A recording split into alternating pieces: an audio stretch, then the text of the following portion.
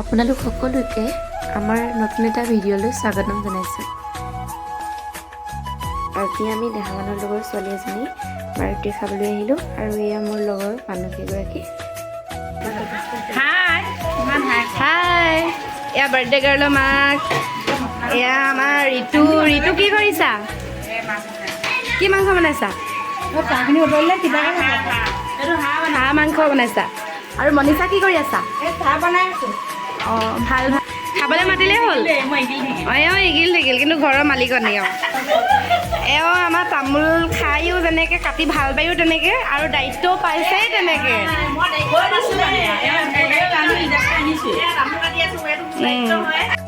আৰু এওঁ আমাৰ লগৰে মানুহ, এয়া দেহামানৰ লগৰ ৰাজলক্ষী।